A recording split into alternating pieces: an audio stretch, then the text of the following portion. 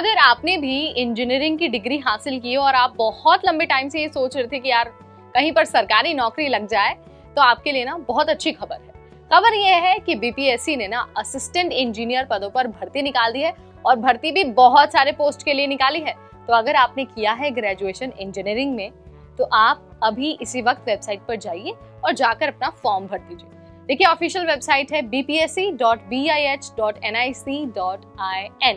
यहाँ पर जाकर आप अपना फॉर्म सबमिट कर सकते हैं, बट आपको ध्यान रखना है कि आपके पास सिर्फ और सिर्फ 30 जून तक का टाइम है। तो इसकी पूरी डिटेल क्या है, आपके पास कौन सी स्ट्रीम में इंजीनियरिंग की डिग्री होनी चाहिए, सिलेक्शन आपका कैसे होगा, एज लिमिट क्या होनी चाहिए, चलिए सब कुछ बता देते हैं आपको इसी वीडियो में, ताकि आपको सिर्फ नोटिफिकेशन को एक बार देखना हो और आप आराम से अपना फॉर्म भर दें।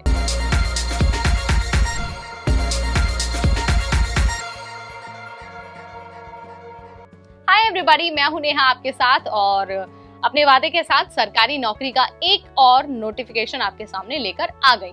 नोटिफिकेशन है बीपीएससी का और बीपीएससी ने असिस्टेंट इंजीनियर मैकेनिकल और सिविल ब्रांच के लिए जो भर्ती है वो निकाल दी है। असिस्टेंट इंजीनियर आप बन सकते हैं, बस जरूरत होगी कि आपने 4 सालों का जो ग्रेजुएशन है इंजीनियरिंग में वो किया हो, और साथ ही अगर आपने इससे पहले कोई काम किया है कॉन्ट्रैक्ट बेसिस पर हो या फिर कैसे भी हो, यानी कि आपके पास अगर एक्सपीरियंस है तो वो आपके मार्क्स में ना एड ऑन करने वाला है।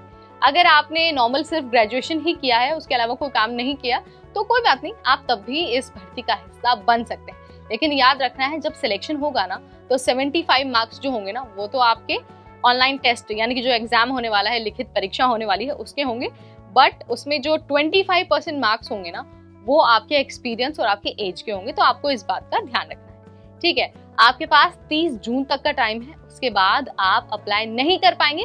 इस बात का भी आपको बहुत अच्छे से ध्यान रखना है। अगर आपको तब भी कोई कंफ्यूजन होती है, तो आप ऑफिशियल वेबसाइट पर जाकर पूरी डिटेल चेक कर सकते हैं, नोटिफिकेशन से गो थ्रू हो सकते हैं, ताकि आपको फ्यूचर में कोई समस्या ना हो। वहीं अगर हम एज लिमिट की बात करते हैं, तो इस भर्ती के लिए जो पुरुष कैंडिडेट है ना, यानी कि जो मेल कैंडिडेट है, उनके लिए मिनिमम एज 21 साल और मैक्सिमम एज 37 साल यानी कि 37 ईयर्स रखी गई है। वहीं जो फीमेल कैंडिडेट है बिहार की, उनके लिए मिनिमम एज 21 साल और मैक्सिमम एज 40 ईयर्स रखी गई है, ठीक है। तो इस बात का आपको अच्छे से ध्यान रखना है। सिलेक्शन आपका रिटन टेस्ट के आधार पर होगा, उसके बाद मेरिट बनाई जाएगी, जिसमें 75% मार्क्स आपके रिटन टेस्ट के होंगे और 25 मार्क्स किसके होंगे वो तो मैंने आपको बता ही दिया है। देखिए, सारी चीजें हम आपको यहाँ पर डिलीवर नहीं कर पाएंगे, हम आपको बेसिक इन्फॉर्मेशन दे देते हैं। आप नोटिफिकेशन में सारी डिटेल चेक कर सकते हैं और उसके बाद ही आप अपना फॉर्म भरिए, ताकि आपको कोई समस्या ना हो, आपका कैंडिडेचर कैंसिल ना हो और आपका फॉर्म अच्छे से एक्सेप्ट हो जाए। इसके अलावा जब हम सैलरी की बात करते हैं ना, तो आपको ग्रेड पे 5400 यानी कि लेवल 9 के अनुसार सैलरी मिलने वाली है। सो जिन कैंडिडेट्स ने इंजीनियरिंग किया हुआ है 4 सालों का मान्यता प्राप्त संस्थान से मैकेनिकल और सिविल में, वो सभी अप्लाई कर सकते हैं और उन सबके लिए बहुत गोल्डन अपॉर्चुनिटी है। देखिए, जो भी कैंडिडेट इंजीनियरिंग करते हैं ना, उनका अक्सर ये सपना रहता है कि सरकारी नौकरी तो उनको मिलनी ही चाहिए।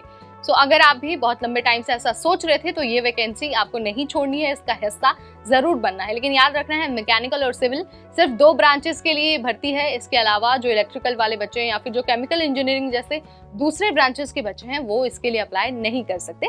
इस बात का आपको ध्यान रखना है। सो आपको ये जानकारी कैसी लगी, ये अपडेट कैसा लगा, let me know in the comment section. अगली बार फिर आएंगे नई जानकारी, नई वीडियो, नए अपडेट के साथ। तब तक मुझे यानी नेहा को दीजिए इजाजत। Keep watching NBT racket.